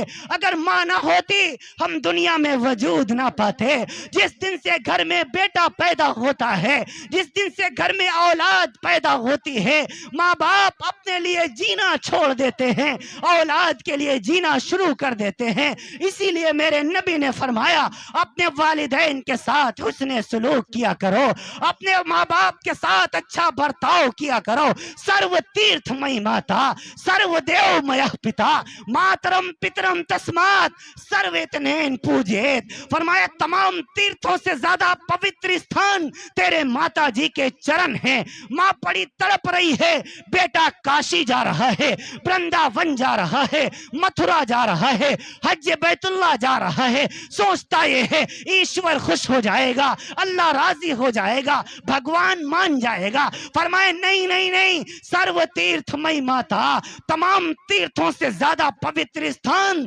तेरे माता जी के चरण हैं। सर्वदेवमय पिता, तमाम देवताओं से ज्यादा बढ़कर तुझ पर तेरे बाप का हक है। मातरम पितरम तस्मात् सर्वेतनेन पूजेत। अपने माँ बाप की सेवा कर ले, अपने माँ बाप की सेवा कर ले, गोया तूने तमाम देवताओं को प्रसन्न कर लिया। ऐ लोगों, वालिदैन की खिदमत करो, ये तुम्हें दोबारा नहीं मिलने वाले। करोगे इंशाल्लाह? कितने लोग इरादा करते हैं इंशाल्लाह? अगर दुनिया से जा चुके हैं, मेरी तरीके से बदनसीब हो चुके हो, तो उनके लिए मगफिरत की दुआएं किया करो। करोगे इंशाल्लाह? रब्बिरहमहुमा कमा रब्बयानी सगीरा, उनके लिए दुआएं किया करो, अल्लाह उन पर रहम और करम और आफियत का मामला फरमाए। अजीजों, माँ बाप की दुआएं रद्द नहीं होती, और जैसे माँ बाप की दुआएं रद्द नहीं होती, ऐसे माँ बाप की बद्दुआएं भी रद्द नहीं होती। हम सब इंशाअल्लाह अपने वालिदैन जो अगर मौजूद हैं, अल्लाह ताला आपके वालिद को, आपकी वालदा को हजरत नूह अलैहिस्सलाम की उम्र अता फरमा दे। आमीन कह दीजिए। आमीन। अगर आपके दुनिया से जा चुके हैं मेरी तरह, अल्लाह उनकी बख्शो मगफिरत फरमाए, अल्लाह उनके हसनात कबूल फरमाए, अल्लाह उनके सय्यात माफ फरमाए, अल्लाह उनको कब्र में करवट करवट चैन सुकून नसीब फरमाए। आमीन। माँ बाप की दौलत दोबारा नहीं मिला करती। अजीजों, मैं अर्ज कर रहा हूँ आपसे, मूसा अलैहिस्सलाम, आप सब जानते हैं मूसा अलैहिस्सलाम। एक वाकया बताता हूँ मूसा अलैहिस्सलाम का। मूसा अलैहिस्सलाम कोह तूर पर गए अल्लाह रब्बुल आलमीन से बातें करने के लिए। अल्लाह ताला ने फरमाया, ऐ मूसा, जो जन्नत में तेरा साथी होगा वो एक गोश्त बेचने वाला होगा। क्या बेचने वाला? गोश्त बेचने वाला। अल्लाह मेरा साथी और गोश्त बेचने वाला? फरमाया हाँ, मेरी मर्जी, जिसको चाहूं तेरा साथी बना दूं।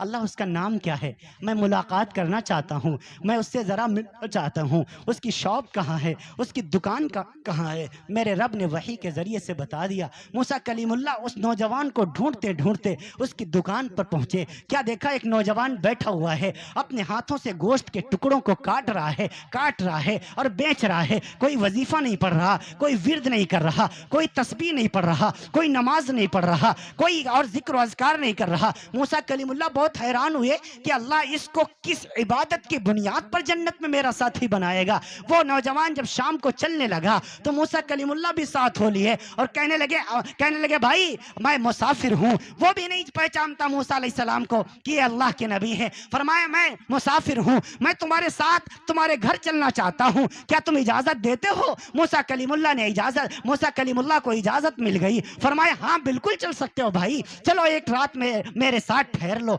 मूसा कलीमुल्लाह को लेकर के वो शख्स अपने घर में गया। जब घर में जाता है उसके घर में बीवी भी मौजूद है, बच्चे भी मौजूद हैं, बहनें भी मौजूद हैं, सारे लोग मौजूद हैं। और एक अलग रूम बना हुआ है, एक अलग कोठरी बनी हुई है। क्या देखा? उसमें एक कमजोर सी जान लेटी हुई है, एक कमजोर से बदन वाली बूढ़ी लेटी हुई है। मूसा कलीमुल्लाह देख रहे हैं ये नौजवान अपनी बीवी को सलाम करके, बच्चियों को सलाम करके सीधे उधर रूम में चला गया और जाकर के उसने सलाम किया और कहने लगे अस्सलामु अलैकुम व रहमतुल्लाह। उस बूढ़ी माँ ने जवाब दिया। फिर वो नौजवान किचन में आया, रसोई घर में आया, अपने हाथों से पूरे तौर पर गोश्त के टुकड़ों को धुला, अपने हाथों से उनको हांडी में पतीले में डाला, फिर सालन तैयार किया। बीवी करीब आई और आकर के कहने लगी लाओ मैं बनाती हूँ ना, लाओ मैं खाना पकाती हूँ ना, तैयार करती हूँ ना। ये नौजवान कहने लगे नहीं, ये जो मैं लेटी हुई है ना ये मेरी माँ है। इस माँ ने बचपन में नौकरानी बनकर मेरी सेवा की हुई है। मेरा दिल करता है आज उसका बेटा अपने हाथों से बनाकर अपनी माँ को खाना खिलाए। मूसा कलीमुल्लाह देख रहे हैं अलैहिस्सलातु वस्सलाम, वो नौजवान अपने हाथों से रोटियां बना रहा है, अपने हाथों से चावल राइस तैयार कर रहा है, अपने हाथों से गोश्त बना रहा है। फिर जब बन करके तैयार हो गया वो नौजवान ने उसको तश्तरी में सजाया, तश्तरी में उसको लगाया और लगा करके सीधा अपनी माँ के कमरे में आया, माँ के रूम में आया और अपनी इस गोद को कुर्सी बना लिया, टेक लगा के अपनी माँ को बिठाया गोदी में और छोटे छोटे टुकड़े तोड़ रहा है और अपनी बूढ़ी माँ के हाथ मुंह में डालता चला जा रहा है। अम्मा खा रही है, बेटा खिला रहा है। अब मूसा अलैहिस्सलाम देख रहे हैं नौजवान क्या कह रहा है, अम्मा और खाइए ना, अम्मा जान और खा लीजिए ना। बूढ़ी माँ कहने लगी बेटा अब बस कर, अब खाया नहीं जाता, अब नहीं चलेगा। बेटा कहने लगा नहीं अम्मा थोड़ा सा और खा लीजिए, थोड़ा सा और खा लीजिए, थोड़ा सा और खा लीजिए। माँ खाती चली गई, बेटा खिलाता चला गया। बूढ़ी माँ ने कहा बेटा अब नहीं खा सकती। हाँ बेटे ने अपनी माँ को लिटा दिया, उसका मुंह साफ किया, माथे को पूरे तौर पर बोसा दिया, चूमा, फिर आकर के बैठ गया है। नौकरों की तरीके से पैर दबाने लग गया। बूढ़ी माँ कहने लगी बेटा तू सारा दिन दुकान पर काम करता रहा, सारे दिन के बाद घर में लौटा है। बेटा तेरी बीवी इंतजार कर रही है, तेरी बेटी इंतजार कर रही है, तेरा बेटा इंतजार कर रहा है। जा अपनी बीवी के पास चला जा, अपने बेटे के पास चला जा, अपनी बेटी के पास चला जा। ये नौजवान कहने लगा नहीं अम्मा मैं आपकी खिदमत करना चाहता हूँ, मैं आपकी सेवा करना चाहता हूँ। बूढ़ी माँ के अचानक हाथ आसमान की तरफ उठे और उसने बड़बड़ाते हुए पता नहीं क्या कहा है, कौन सी दुआ मांगी है। मूसा कलीमुल्लाह देख रहे हैं, आकर के पूछने लगे नौजवान ये कौन है और ये क्या मांग रही है, ये क्या कह रही है। हाँ वो नौजवान कहने लगा, भाई मुसाफिर जी, ये मेरी माँ है और माँ तो माँ ही होती हैं। जब भी मैं इसकी सेवा करता हूँ, जब भी मैं इसको खाना खिलाता हूँ, जब भी मैं इसके पैर दबाता हूँ, ये अपने हाथों को आसमान की तरफ उठाती है और मेरे लिए अजीब दुआ मांगती है। अल्लाह से कहती है, ऐ अल्लाह, मेरे इस बेटे को जन्नत में मूसा का साथी बना देना, मेरे इस बेटे को जन्नत में मूसा का साथी बना देना। अरे कहाँ मैं, कहाँ मूसा, वो तो नबी है, मैं उसका साथी कैसे बन सकता हूँ। मूसा कलीमुल्लाह ने दिल ही दिल में कहा, ऐ नौजवान, तेरी माँ की दुआओं को रब्बुल जलाल ने अर्श मुअल्ला पर कबूल फरमा लिया है और तुझे जन्नत में मूसा का साथी बना दिया है। सुभान अल्लाह। नारे तकबीर, नारे तकबीर। जनाब मुफ्ती सलमान साहब, उत्तर बेउद्या शांति संघो, सरजमीन भगवानपुर, नौजवानों, उलमाए हक। माँ की दुआएं रद्द नहीं होती, और जिस तरीके से माँ की दुआएं रद्द नहीं होती, ऐसे माँ की बद्दुआएं भी रद्द नहीं होती। माँ की दुआएं लोगे इंशाअल्लाह, माँ के पैर दबाओगे इंशाअल्लाह, माँ की खिदमत करोगे इंशाअल्लाह, कहो इंशाअल्लाह, सारे इंशाअल्लाह करेंगे। अक्सर नौजवान बैठे हैं, ये दौलत अब मेरे पास नहीं है, आपके पास अगर मौजूद है तो इसकी पूरे तौर पर कदर कर लो। जिस दिन ये दौलत हाथ से निकल जाएगी, हाथ मलते फिरोगे, तुम्हें ये दौलत दोबारा नहीं मिलने वाली। अब जब भी मैं घर जाता हूँ, माँ नजर नहीं आती है, माँ की कब्र ही नजर आती है, बाप नजर नहीं आता है, बाप की कब्र ही नजर आती है। ऐ लोगों, अपने वालिदैन की खबरगिरी किया करो, अपने वालिदैन के साथ अच्छा सलूक किया करो। मेरे नबी ने फरमाया, व शफ़क़तुन अलल वालिदैन, अपने माँ बाप के साथ अच्छा सलूक किया करो। और तीसरे नंबर पर मेरे नबी ने फरमाया, व इहसानिन इलल ममलूक, कि अल्लाह के तमाम मखलूक के साथ तुम हुस्न सलूक किया करो, अच्छा बर्ताव किया करो। तुम्हारे जुबान से और तुम्हारे हाथ से किसी को भी तकलीफ न पहुंचे, किसी को तकलीफ न पहुंचे। अल्लाह के रसूल सल्लल्लाहु अलैहि वसल्लम फरमाने लगे, आए लोगों, जब तुम एक दूसरे से मुलाकात किया करो, वइन तुकल्लिमा अखाका व अंत मुंबसितुन इलैहि वजहक इन ज़ालिका मिनल मारूफ, तो तुम उन्हें खुशदिली के साथ उनसे मुलाकात किया करो, जरा सा मुस्कुरा दिया करो। भले ही तुम्हारे दिल में लाखों गम हो, भले ही तुम्हारे ऊपर गमों का पहाड़ क्यों न टूटा हो, लेकिन किसी जब भाई से मिला करो तो जरा सा मुस्कुरा दिया करो। मेरे नबी फरमाते हैं, इन ज़ालिका मिनल मारूफ, ये भी नेकियों में से एक नेकी है, ये तुम्हारे नामे आमाल में पूरे तौर पर नेकियां बढ़ा देगी। ऐ लोगों, खुशदिली के साथ एक दूसरों से मुलाकात किया करो, एक दूसरे को सलाम किया करो, एक दूसरे का ख्याल रखा करो, किसी के साथ बुरा सलूक ना किया करो, हर एक के साथ अच्छा बर्ताव किया करो, हर एक के साथ मोहब्बत के साथ रहा करो, अपनी बहनों के साथ अच्छा सलूक किया करो। बहनों का मामला बड़ा अजीब है मुल्क हिंदुस्तान के अंदर। आए अजीजों, आए दोस्तों, मैं आपसे गुजारिश करता हूँ, मैं आप तमाम नौजवानों से कहता हूँ, वालिदैन के सिलसिले में, वालिदैन के हवाले से मैं आपसे मैं मुखातब हूँ। मैं आपसे कहूँगा कि आप अपने माँ बाप के साथ अच्छा सलूक करो, उनके साथ हुस्न सलूक से पेश आओ। और तमाम जिम्मेदार यहाँ पर मौजूद हैं, मैं इनसे गुजारिश करूँगा, जब ईद का मौका आता है, जब ईद का मौका आए, जहाँ अपनी बीवी को आप शॉपिंग कराने के लिए लेके जाते हैं, आप अपनी बूढ़ी माँ को भी अपने साथ लेकर के जाएं, आप अपने बूढ़े बाप को भी अपने साथ लेकर के जाएं और जाकर के माँ से कहें, अम्मी जान, अब्बू जान, हाँ हाँ मुझे याद है, बचपन में मैं छोटा था, जब ईद का मौका आया करता था, आप मुझे इसी तरीके से बाजार में शॉपिंग कराने के लिए लाया करते थे, उस वक्त पैसे आपके होते थे, हाँ हाँ पसंद मेरी हुआ करती थी, जिस सामान पर मैं हाथ रख दिया करता था वो मेरा हो जाया करता था। आए अम्मी जान, आए अब्बू जान, अब आपका बेटा बड़ा हो गया है, अब आपका बेटा बड़ा हो गया है, आज पसंद आपकी होगी, पैसे तुम्हारे बेटे के होंगे, जो मर्जी आए कपड़ा खरीद लो, जो मर्जी आए जूता खरीद लो, जो मर्जी आए तो आप चप्पलें खरीद लो। हाँ हाँ, ये अपने माँ बाप के साथ आप कहा करें, इंशाअल्लाह वो उनका दिल तुमको दुआएं दे जाएगा, फिर तुम्हारी नस्लें आबाद हो जाएंगी। हाँ, मैं अपनी तमाम बहनों से कहूंगा, हाँ मैं अपनी तमाम घर की अपनी बहनों से कहूंगा कि आप अपनी ससुराल के अंदर रोजाना आप अपनी मर्जी का खाना बनाएं, आप अपने शौहर की मर्जी का खाना बनाएं, आप अपने बेटे की मर्जी का खाना बनाएं, आप अपने रिश्तेदारों की मर्जी का खाना बनाएं, लेकिन हफ्ते में एक दिन आप अपने बूढ़े ससुर से जाकर के पूछ लें, हफ्ते में एक दिन अपनी बूढ़ी सास से जाकर के पूछ लें और कहें अम्मी जान जो कुछ आप उन्हें कहती हो, आपके रिश्ते में जो लगते हो, कहें कि सारा हफ्ता मेरी मर्जी का खाना बना, मेरे शौहर की मर्जी का खाना बना, आज आपकी मर्जी चलेगी। आप बताइए तो सही, क्या दिल करता है आपको खाने को, वही चीज घर में रसोई में बनाऊंगी। इस तरीके से अपने घरों में जिंदगी गुजारो, इंशाअल्लाह अज़ीज तमाम नफरतें खत्म हो जाएंगी, सास बहू की नफरत खत्म हो जाएगी, सास बहू के झगड़े खत्म हो जाएंगे। ऐ अजीजों, मोहब्बत के साथ रहा करो। सहाबाए कराम की जिंदगी को देखो, वो एक दूसरे के लिए जिंदा रहते थे, वो एक दूसरे के लिए जिया करते थे।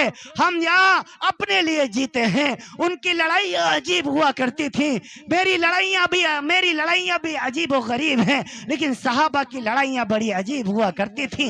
वो एक दूसरे के लिए जिंदा रहते थे। एक वाकया याद आ रहा है, एक साहबी है, उस साहबी ने मकान बेचा, दूसरे साहबी ने मकान खरीद लिया। बेचने वाला भी साहबी, खरीदने वाला भी साहबी। बेचने वाले ने बेच दिया, खरीदने वाले ने खरीद लिया। अब जब खरीदने वाले ने खरीद लिया तो उसकी दीवारें जो थी कच्ची थी, वो सीधा थी, गिरने वाली थी। उसने सोचा इनको गिरा करके नई बना ली जाए। फिर क्या हुआ, जब उन दीवारों को खोदा गया तो उसके नीचे सोने से भरा हुआ मटका निकला। अल्लाह अकबर, सुभान अल्लाह। क्या निकला? सोने से भरा हुआ मटका। अब हमारे जैसा कोई होता और भगवानपुर में किसी के घर में सोने का मटका निकल आए तो किसी को बताएगा? कानों कान खबर नहीं लगने देगा। और अगर मेरे यहाँ निकल आए, मैं तो किसी को कानों कान, अपने दूसरे हाथ को भी पता नहीं चलने दूंगा। हाँ, और अगर दिन में नजर आ गया तो उस पर मिट्टी डलवा दूंगा कि रात के अंधेरे में इसे खोदेंगे ना, वरना किसी को पता चल जाएगा तो अपना हिस्सा मांगने आ जाएगा। लेकिन उस सहाबी ने ऐसा नहीं किया। जब सोने का मटका निकला तो उसने उसको निकाला और निकाल के अपने कंधे पर रखा और सीधा अपने उस भाई के घर चला आया जिससे वो मकान खरीदा था, जिसने मकान बेचा था। आकर के कहने लगा, भाई मैंने तुझसे मकान खरीदा है, तुझे कीमत सिर्फ मकान की दी है, तुझे कीमत सिर्फ जमीन की दी है, मकान की दी है, सोने के मटकी की नहीं दी, लिहाजा ये सोने का मटका तेरा है। अल्लाह अकबर, सुभान अल्लाह कहिए। क्या फरमाया? सोने का मटका तेरा है। अब ये साहबी क्या फरमाने लगा, नहीं भाई मैंने बेच दिया। जब बेच दिया तो दीवारें भी तेरी, मकान भी तेरा, आंगन भी तेरा, दीवारों के नीचे का खजाना भी तेरा, नहीं ये तेरा है। अब दोनों आपस में लड़ने लगे। वो कह रहा नहीं ये तेरा है, दूसरा कहता नहीं ये तेरा है। हम लड़ते हैं किस लिए? नहीं ये मेरा है, नहीं ये मेरा है। साहबा की लड़ाई क्या है? नहीं ये तेरा है, नहीं ये तेरा है। इतने में एक तीसरा साहबी आ गया, भाई क्यों लड़ रहे हो? कहने लगे मैंने मकान बेच दिया। जब बेच दिया तो इसके अंदर की तमाम चीजें खरीदने वाले की हो गई, लिहाजा सोने का मटका जो निकला है वो इस भाई का है। वो साहबी कहने लगे नहीं नहीं नहीं नहीं, मैंने कीमत सिर्फ मकान की दी है, मैंने कीमत सिर्फ जमीन की दी है, इस सोने के मटके की नहीं दी, लिहाजा ये इस भाई का है। दोनों आपस में लड़ने लगे। तीसरा साहबी कहने लगे लड़ते क्यों हो, चलो नबी के दरबार में चल करके फैसला ना करा लें। सुभान अल्लाह, वो कितने खुश नसीब थे साहबा जिनके फैसले अल्लाह के रसूल किया करते थे। सुभान अल्लाह, वो कितने खुश नसीब थे साहबा जिनके फैसले इमामुल अंबिया किया करते थे। वो दोनों साहबी, तीनों साहबी आ गए नबी के दरबार में। ये अनोखा मुकद्दमा नबी के दरबार में पेश किया गया। हाँ हाँ भाई बताओ तो सही, कौन सा अदालत में मुकदमा लेकर के आए हो? या रसूलुल्लाह सल्लल्लाहु अलैहि वसल्लम, मैंने मकान इस भाई को बेच दिया। जब मकान बेच दिया तो दीवारें भी बेच दी, आंगन भी बेच दिया, जमीन भी बेच दी, जमीन के अंदर क्या है सब कुछ बेच दिया, सोने का मटका निकल आया, लिहाजा ये खरीदने वाले भाई का है। वो साहबी कहने लगा, नहीं नहीं नहीं या रसूलुल्लाह, मैंने कीमत जो दी है सिर्फ मकान की दी है, इस सोने के मटके की नहीं दी, लिहाजा ये मेरे इस भाई का है। ये अनोखा मुकदमा जब मेरे नबी ने सुना बड़े हैरान रह गए। सहाबाई कराम को दुआएं देने लग गए, उन सहाबी को दुआएं देने लग गए। दोनों सहाबी कहते नहीं ये तेरा है, वो कहता नहीं ये तेरा है। मेरे नबी ने फरमाया तुम्हारे कोई औलाद है? एक सहाबी से कहा तुम्हारे कोई औलाद है? नाम या रसूलुल्लाह, हाँ अल्लाह के रसूल मेरे एक बेटा है। अच्छा बालिग हो गए? हाँ बालिग हो गया है। या अच्छा तुम्हारे कोई औलाद है? हाँ या रसूलुल्लाह मेरे एक बेटी है। अच्छा बालिग हो गई है? हाँ या रसूलुल्लाह बालिग हो गई है। अच्छा बुलाओ तो सही। दोनों, एक सहाबी के बेटे को बुलाया गया, दूसरे सहाबी की बेटी को बुलाया गया। इमामुल अंबिया ने खुतबा पढ़ा और दोनों का निकाह कर दिया और सोने का मटका उसी जोड़े के हवाले कर दिया। सुभान अल्लाह, यह है इमामुल अंबिया का इंसाफ, यह है रसूल पाक का इंसाफ। सहाबाई कराम हम कितना इंसाफ करते हैं? हम तो बहनों का हक भी खा जाते हैं, हम तो बेटियों के हक भी खा जाते हैं। थोड़ी देर आप तशरीफ रखें, बहुत जल्द आपसे रुखसत होने वाला हूं। मैं अर्ज कर दूं आपसे, हम भी अपने घर में इंसाफ कायम करें। खूब याद रखो, दिल को सुकून देने के लिए इंसाफ जरूरी हो जाया करता है। वो मुल्क तबाह हो जाता है जहां का हाकिम पूरे तौर पर नाइंसाफी करे। वो घर तबाह हो जाया करता है जिस घर में इंसाफ का दरवाजा बंद हो। अगर 4 बेटे हैं, बाप अपने चारों बेटों के साथ इंसाफ नहीं करता तो चारों बेटों के दरमियान नफरतें पैदा हो जाया करती। अजीजों, इसीलिए मैं आपसे कहूंगा कि आप इंसाफ करना सीखो। करोगे इंशाल्लाह? माओ को उनका हक दोगे इंशाल्लाह? बेटियों के साथ बड़ा जुल्म होता है और ये मैं कहानी हर जलसे में सुनाया करता हूँ, हर जगह मैं ये अपनी बात कहा करता हूँ। क्यों? ये एक दुखियारी बहन की फरियाद है। एक बहन का मेरे पास फोन आया, वो रोने लगी, कहने लगी हजरत जी मैं 4 भाइयों की इकलौती बहन हूँ, 4 भाइयों की इकलौती बहन हूँ। अब्बा को इंतकाल किए हुए 3 महीने गुजर गए, भाइयों ने मुझसे रिश्ता तोड़ लिया है। अब फोन करती हूँ भैया फोन नहीं उठाते, अब फोन करती हूँ भाई फोन नहीं उठाते। क्यों? मैं गरीब हूँ, मेरे भाई मालदार हैं, वो इस वजह से फोन नहीं उठाते कि मेरी बहन मुझसे कुछ मांगने न लगे। हजरत जी आप मेरे भाइयों से कह दीजिए कि उसकी बहन को दौलत नहीं चाहिए, उसकी बहन को पूरे तौर पर मकान में हिस्सा नहीं चाहिए, दुकान में हिस्सा नहीं चाहिए। वो बहना तो भैया के प्यार की भूखी है। हजरत जी मेरे भाइयों से कह दीजिए वो तो मुझे भूल गए, लेकिन मैं उन्हें कभी नहीं भूली। जब भी मुसल्ला बिछाती हूँ और दुआ के लिए हाथ उठाती हूँ, अपनी औलाद के लिए दुआ बाद में मांगती हूँ, अपने शौहर के लिए दुआ बाद में मांगती हूँ, पहले दुआ अपने भैया के लिए मांगती हूँ। हजरत जी आप मेरे भाइयों से कह दीजिए मुझसे फोन पर बात कर लें। अजीजों, जिस दिन से उस बहन ने मुझसे ये कहा है, मैंने अपने दिल में महसूस किया है बहनें अपने भाइयों की फोन का इंतजार किया करती हैं। उससे पहले जब तक उस बहन ने नहीं कहा था, मैं खुद हफ्तों लगा देता था, अपनी बहनों को फोन नहीं करता था, सफर की मसरूफियात की वजह से, दर्स व तदरीस की मसरूफियात की वजह से। लेकिन जिस दिन से उस बहन ने मुझसे ये कहा, अल्लाह ने मुझे 5 बहनें अता फरमाई, अल्लाह 5 को सलामत रखे, आमीन कह दीजिए। अल्लाह आपकी भी बहना को सलामत रखे, अल्लाह आपकी बहन को लंबी उम्र अता फरमाए। अल्लाह ने मुझे 5 बहनें अता फरमाई, 5 मुझसे बड़ी हैं, मैं अपनी 5 बहनों से छोटा हूँ। अब रोजाना मैंने मामूल ये बना लिया है, सुबह के वक्त सबसे पहले मैं अपनी छोटी बहन को फोन करता हूँ, फिर दूसरी बहन को, फिर तीसरी बहन को, फिर चौथी को, फिर 5 बहनों को फोन करके खैरियत मालूम करता हूँ। आपा जान आप कैसी हैं, बाजी आप कैसी हैं, बहना आप कैसी हैं। अभी चंद रोज पहले मैंने अपनी छोटी बहन को फोन किया सुबह, मैंने कहा बहना तो ठीक तो है, तू कैसी है, तू खैरियत से है।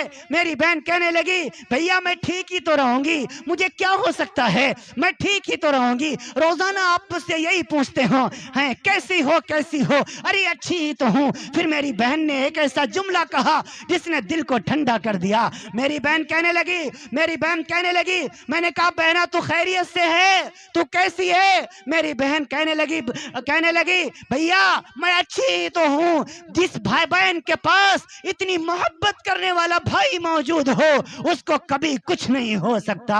जब मेरी बहन ने ये जुमला कहा मेरा दिल पूरे तौर पर ठंडा हो गया। और अजीजों, आए नौजवानों, आए मुल्क हिंदुस्तान के नौजवानों, आए भगवानपुर के अच्छे लोगों, आए बाय बंगाल के प्यारे लोगों, मैं आपसे एक रिक्वेस्ट करूंगा, एक गुजारिश करूंगा, एक अपील करूंगा।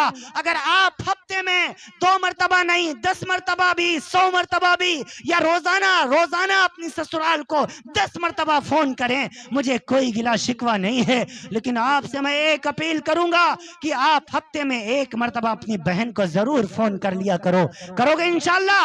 अपनी बहन को जरूर फोन करके खैरियत मालूम कर लिया करो और कहा करो बहना तू कैसी है, तू ठीक तो है। मैं हर जगह यही बात कहा करता हूँ। क्यों? उस बहन ने मुझसे ये कहा था कि आप मेरी कहानी हर भाई को सुना देना, हर जलसे में बता देना, ताकि किसी भाई की बहन के आंखों में आंसू ना आए।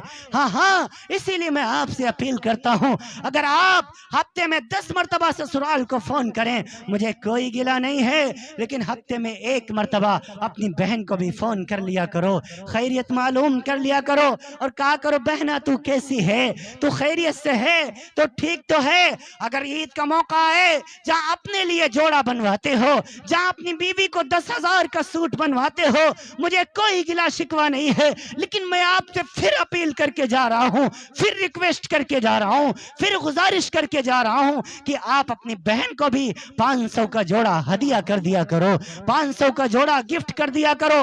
अल्लाह की जात की कसम, अगर आपका बहनोई आपकी बहन को 10,000 का सूट दिलाएगा, आपकी बहन मोहल्ले की औरतों को नहीं बताएगी, आप 500 का लेकर के पहुंच जाएंगे, आपकी बहन सारी मोहल्ले की औरतों को दिखाती फिरेगी, कहेगी देखो ये मेरा भैया लाया है, ये मेरा भाई लाया है, ये मेरे मैके से आया है, मेरी अम्मी नहीं है तो क्या हुआ, मेरे अब्बू नहीं है तो क्या हुआ, मेरा भैया मेरा बड़ा ख्याल करता है। हाँ, थोड़े बहुत खिलौने, चंद पैसों के खिलौने और या शूज या कपड़े अपने नन्हे मुन्ने भांजों को भी गिफ्ट कर दिया करो। अल्लाह की जात की कसम, वो आपके पीछे पीछे चलते फिरेंगे, कहेंगे देखो ये मेरा मामा आया है, मेरे लिए खिलौने लाया है, मेरे लिए शूज लाया है, मेरे लिए कपड़े लाया है, मेरी नानी नहीं है तो क्या हुआ, नाना नहीं है तो क्या हुआ, मेरा मामा मेरा बड़ा ख्याल करता है। ऐ लोगों, मोहब्बत के साथ जिंदगी गुजारो, जिंदगी बहुत थोड़ी है, इसको मोहब्बत के साथ गुजारो। अपनी औलाद को दीन की तरफ लेकर के आओ, उन्हें इल्म दीन पढ़ाओगे इंशाअल्लाह। हाँ, आज जो मैं इस मकाम पर बैठा हूँ ये मेरे वालिदैन की दुआओं का सदका है, ये मेरे माँ बाप की दुआओं का सदका है, ये उनकी कुर्बानियों का सदका है। और आज मैं फख्र से कहता हूँ अगर मेरे माँ बाप ने ये कुर्बानियां न दी होती तो आज मैं इस मकाम पर न बैठा होता। बहुत मैं छोटा सा था कि मुझे बाहर भेज दिया गया था पढ़ने के लिए। बचपन क्या होता है मैंने नहीं देखा, हाँ, खेल क्या होता है मैंने नहीं जाना, तमाशे क्या होते हैं मैंने नहीं देखा। ऐ लोगों, आप भी अपनी औलाद की सही तरबियत करो।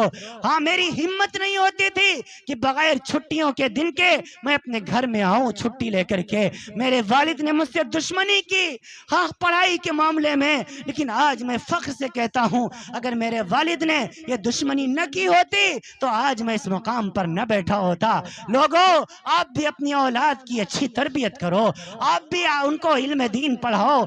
जब मैं घर से निकलता, घर से चलता था मदरसे के लिए, रोया करता था, मेरी माँ भी रोया करती थी। एक दिन मेरा वालिद मेरी माँ से कहने लगा तुम क्या समझते हो, तुम क्या समझती हो, मुझे अपने बेटे से प्यार नहीं है, मुझे अपने बेटे से उतना ही प्यार है जितना तुम्हें प्यार है। हाँ, क्योंकि ये मेरा भी बेटा है। कौन चाहता है कि उसकी आंखों का तारा उससे दूर रहे? कौन चाहता है कि उसके आंखों का नूर उसके घर से दूर रहे? हर कोई चाहता है कि उसकी औलाद उसकी आंखों के सामने रहे। लेकिन मेरे वालिद कहने लगे मेरी माँ से, और जब मैं चलने लगता मेरे सर पर हाथ रखते, कहा और कहते बेटे तुम सिर्फ मेरे बेटे नहीं हो, तुम सिर्फ अपनी माँ के बेटे नहीं हो, मैं तुमको सारे मुल्क का बेटा बनाना चाहता हूँ, मैं तुमको सारे लोगों को, सारे इंसानों का बेटा बनाना चाहता हूँ।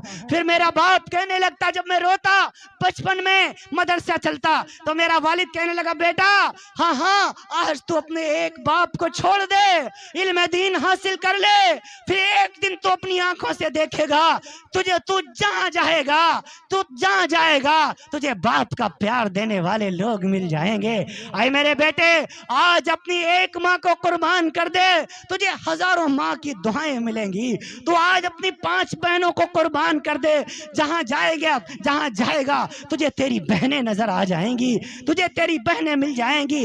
अजीजों ये मेरे वालिद के जुमले थे। अब देखो मैं सोचता हूँ काश मेरा बाप जिंदा होता, अपने कहे हुए जुमले आज अपनी आंखों से देखता।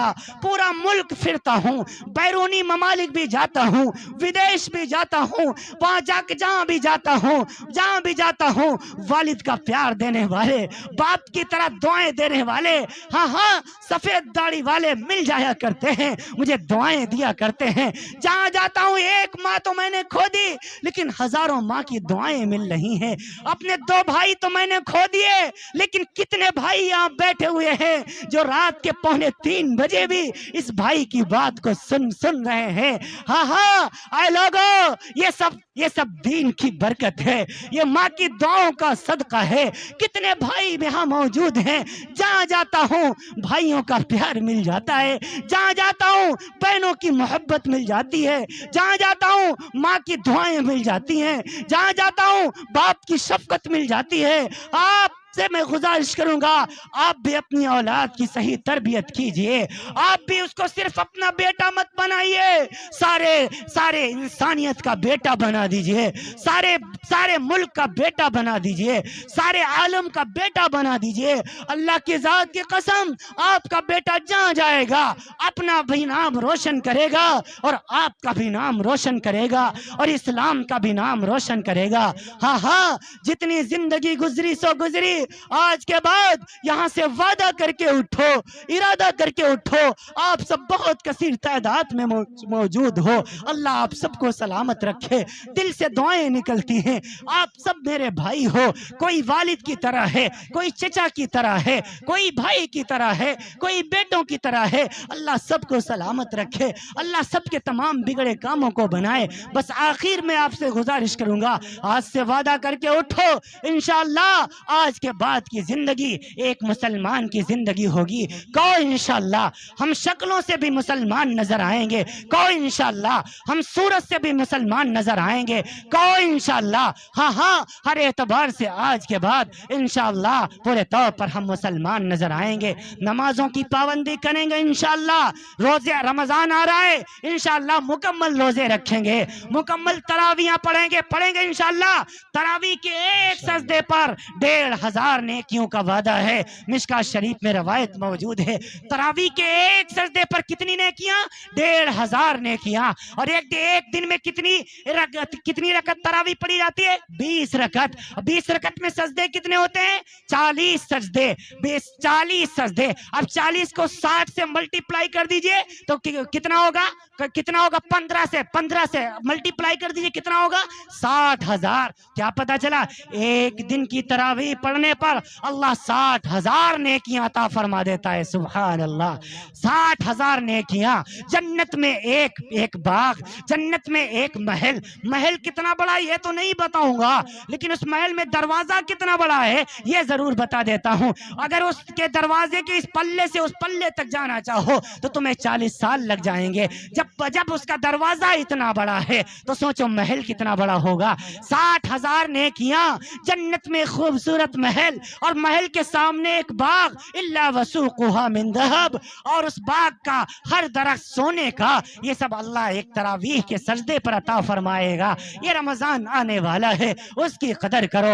रमजान में गरीबों की मदद करो, कमजोरों की मदद करो, तरा और इफ्तार के वक्त खूब दुआएं किया करो। अल्लाह के रसूल ने फरमाया, दो खुशियां रोजेदारों को रब्बे जुल जलाल नसीब फरमाता है, व इंद इफ्तारिही व इंद लिक़ाइर रहमान। एक तो इफ्तार के वक्त और एक तब जब पूरे तौर पर अल्लाह के दरबार में उसकी पेशी होगी। अल्लाह ने जन्नत में एक दरवाजा बनाया है जिसका नाम बाबे रैयान है, उससे सिर्फ रोजेदार दाखिल होंगे।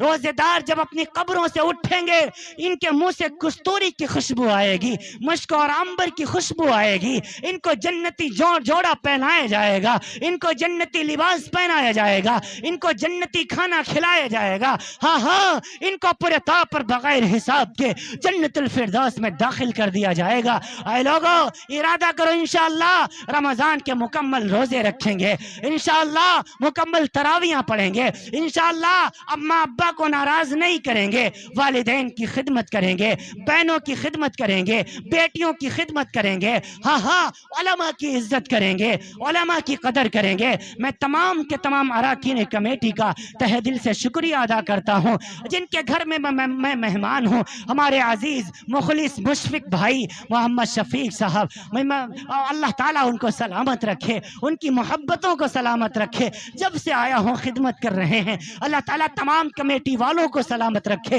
अल्लाह ताला आप सबको सलामत रखे। हम अल्लाह ताला ने जो बातें जुबान से निकलवाई, अल्लाह उस पर आपको भी और आपकी बरकतों से मुझे भी अमल की तौफीक नसीब फरमाए। तबीयत में बशाशत नहीं, थकन के बहुत ज्यादा एहसासात हैं। अभी सुबह ही मेरी फिर फ्लाइट है, फौरन मुझे निकलना है। अब मुझे इजाजत दीजिए, अल्लाह चाहेगा तो फिर आपसे मुलाकात होगी। जो बातें बची हैं इंशाअल्लाह आइंदा अर्ज की जाएंगी। लैतक तहलुल अयाम मरीरतुन वलैतक तरदा वलनआम गदाबु वलैतल्लज़ी बैनी व बैनक आमिरुन व बैनल आलमीन खराबु। ऐ खुदा, जिस्म में जब तक कि मेरे जान रहे, तेरे सदक़े तेरे महबूब पे कुर्बान रहे, कुछ रहे या